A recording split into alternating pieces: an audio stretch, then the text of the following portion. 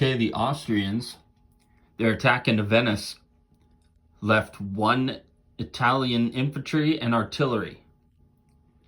It looks as though the Italians could move everything possible into there to keep it contested. It would be hard for the Austrians to take it next round if the Italians decide to do that. But that might not be. They may decide to pull everything back and build up in Tuscany. We shall see what they do. Galicia, of course, they lost their 1 infantry. They did not kill anything, so that is firmly in Russian hands in Serbia. And Romania, they took it. They got about 13 infantry there, and a stack of artillery. And that was the Austrian turn. Their fighter, they will decide, depending on how things look here after the Italians go, and how things look over here from the Russians, what direction that fighter will go. The Russians did not attack anybody. We thought about Galicia, taking everything in Poland and Ukraine, but then that left the areas behind them a little bit weak. And knowing that the Germans were likely coming into Poland, and the Austrians with this stack can decide to do whatever they wanted, whether that was into Sevastopol or Ukraine, the Russians decided to just build up their defenses. So Ukraine is strong, Poland is strong. Possibly should have left nothing in Sevastopol, or very little, but there's about 7 infantry there. So at least if Romania decides to go in there, they're going to have to earn it. And then they had bought a fighter, artillery, and some infantry. Stacked them in. So the Russians are waiting for the Austrians and Germans to attack. The Germans, of course, on their first turn, are purchasing a sub of fighter, artillery, and infantry.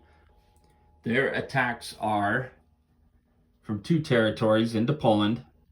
They're not going to take it. There's just too much Russian units there, but it will be contested, and we'll see how many rounds it takes. I got to decide where that fighter's going, actually. It's probably going to go here into Poland. Don't need it against that neutral Holland, but we are moving everything here. Is that from Thiel into Holland? And then from 2 territories, everything into Belgium. Those are the German attacks. I think I'll just move that right now. That is where it's going. 1, 2 into Poland. Also, in previous games, we attacked everything we could into 9, from everything in C Zone 10, everything up there in 5, and then this group here, these subs in 7, went through the mines in 8 in order to get to 9 and help in that attack, but it never quite did the damage that I hoped. All it did was force the British to retreat back here, repair their battleship, and take minimal losses. Maybe they lost a cruiser, but it wasn't very bad on the damage. So what we're going to do as the Germans is we're going to focus on 2, 7, and 8 in this game and try to keep subs moving around the horn up here and keep targeting those areas. If the Allies are in them, we will attack like we're doing here, but it'll turn around on the British and American turns. We will get to do the unrestricted submarine warfare to take IPCs away from them.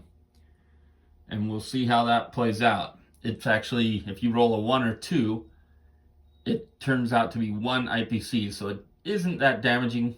But as long as there's an attack you can utilize like there is right here, then it is worth that strategy. And we'll see what happens. When these subs come around, we'll leave them in 3, and then next round we'll have an opportunity to see what's in one of these sea zones. And we'll go from there. That is the German turn. We'll see what happens.